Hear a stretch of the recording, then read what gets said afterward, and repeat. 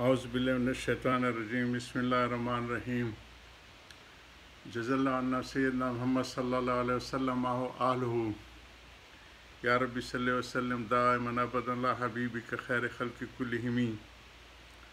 حضرت اذا اصابتهم مصیبت قالوا انا للہ و انا الیہ راجعون، یہ ساری چیزیں کے اوپر حضرت تقریباً اپنے وعظ کے آخری حصے میں ہیں۔ کل کی اور گزشتہ نشستوں میں حجابات اور جو حضور صلی اللہ علیہ وسلم کی شان تھی کہ سب سے زیادہ امتحانات بھی ان کے اوپر، صبر میں بھی اکمل وہ تھے، ساری چیز میں بلغ اولا بکمالہ کشف الدجا بجمالہ حسن جمیع خصالہ صلو علیہ وآلہ۔ تو ساری جتنے بھی کمالات اللہ پاک نے انسانوں کے لیے مقرر فرمایا، اس کا نمونہ جناب رسول اللہ صلی اللہ علیہ وسلم کو بھیج دیا گیا۔ پھر ان کے متبعین جو ہوتے حقیقی، ان کو بھی اللہ پاک نوازتے ہیں اپنے خاص قرب سے۔ تو عامت الناس ان کی ان مقامات کو پہچاننا مشکل ہوتا ہے ان کے لیے، وہ ہوتے تو وہی انسان ہیں جیسے اور انسان کام کر، لیکن ان کے دلوں کو اللہ پاک نے ایک آئینہ بنا رکھا ہوتا ہے۔ حضرت نے حضور صلی اللہ علیہ وسلم کی معراج کے واقعات کا ذکر کیا کہ ان کو استعداد جو ہے عالم ملکوت کے سفر اور پھر سدرۃ المنتہا سے آگے کے سفر، اور اس کے لیے پھر خاص طور پہ ان کے قلب اطہر کو جو ہے وہ غسل دیا گیا سفر سے پہلے حتیم میں۔ پھر آگے جا کے پھر ان کو کہا کف یا محمد ٹھہر جا، پھر اللہ سبحانہ تعالیٰ نے خصوصی توجہ فرمائی تاکہ مزید اس میں وہ پیدا ہو جائے استعداد۔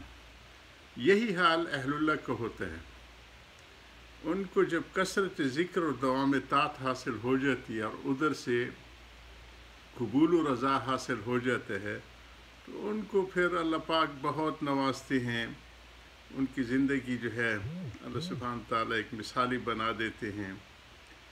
پھر لیکن عامت الناس یہی سمجھتے ہیں کہ تو ہم جیسے کھاتے پیتے ہیں۔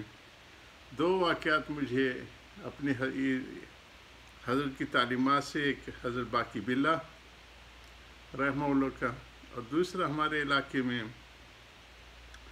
حضرت جو نقشبندی سلسلے کے کابرین ہیں، دوست محمد کندھاری صاحب رحمہ اللہ کا، وہ اس ضمن میں یاد آ گیا۔ حضرت باقی باللہ کے گھر کے سامنے ایک نان بائی تھا، روٹیاں بغیر، اور جیسے ہمارے ہاں آج کل چھوٹے چھوٹے ہوٹل ہوتے ہیں یا مسافروں کے لیے روٹی لے جانے کا، اور اس کے ساتھ تو ان کا تھا تنور تھا، اور وہیں سے حضرت اپنے مہمانوں کے لیے خاص چیزیں منگوا لیا کرتے تھے۔ تو ایک دن مہمان تو آئے لیکن کوئی حضرت کا خادم نہیں ہے کچھ لینے کے لیے۔ انہوں نے اندازہ لگا لیا کہ حضرت کے ہاں آج کچھ عذر ہے، تو انہوں نے خود تیار کر کے وہاں مہمانوں کے لیے بھجوا دیا، جو حضرت کو بہت زیادہ خوشی ہوئی اس سے، اور ان کی بصیرت پہ جب وہ مہمان چلے گئے تو حضرت ان کے پاس اترے، اور خاص حال میں اترے جی کہ بیٹے مانگو کوئی ایسی خاص دعا کہ میں آپ کے لیے کروں، اللہ سبحانہ تعالیٰ وہ پوری فرما دیں گے۔ انہوں نے کہا بس حضرت رہنے دیجیے، میں تو صرف، انہوں نے کہا نہیں بیٹے مانگو۔ حضرت بھی خاص عطا کے موڈ میں، انہوں نے کہا حضرت پھر دینا ہے تو جیسے آپ ایسے میں ہو جاؤں۔ انہوں نے کہا بیٹے کچھ اور مانگو۔ انہوں نے کہا بس جی حضرت میں تو یہی چاہتا ہوں۔ تو حضرت ان کو سینے سے لگایا۔ یہ وہی چیز ہے کہ نسبت لکائی، جو اس کے اوپر بڑی بحث ہے۔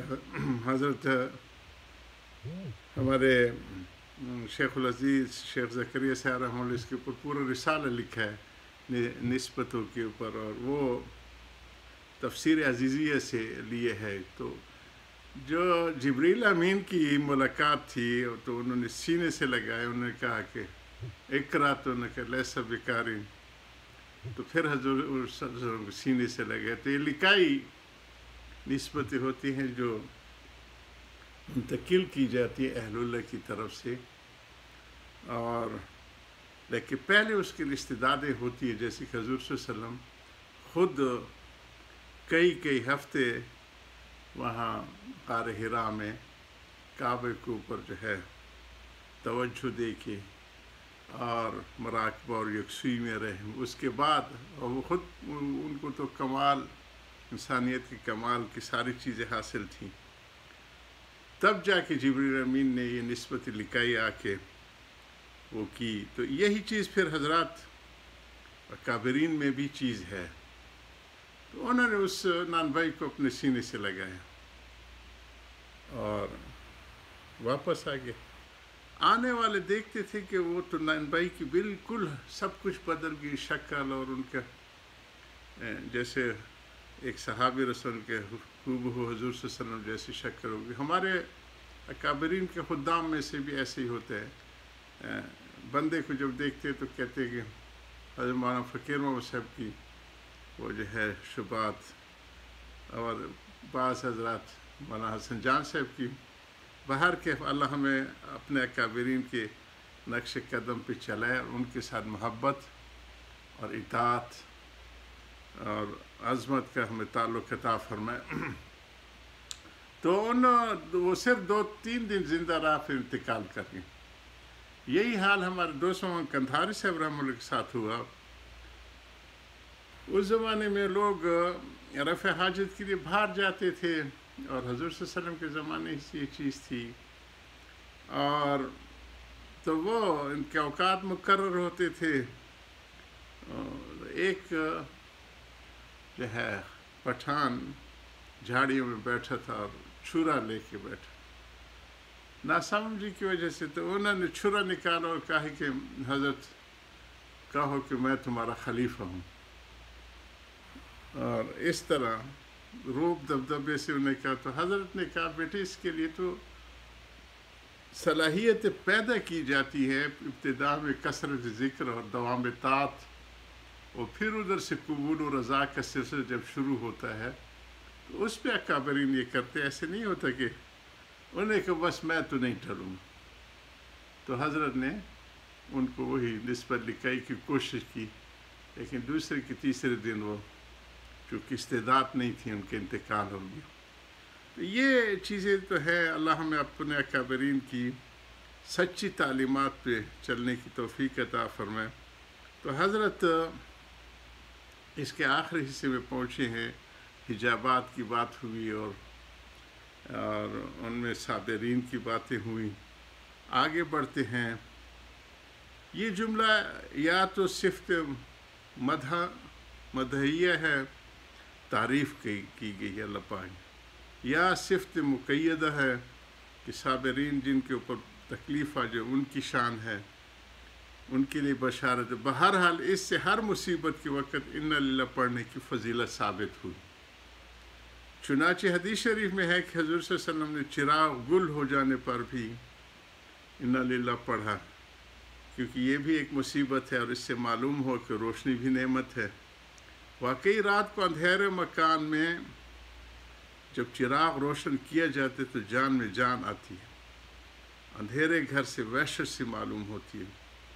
اس لیے آپ نے چراغ گل ہونے پر ان للہ پڑھ کر روشنی کا نعمت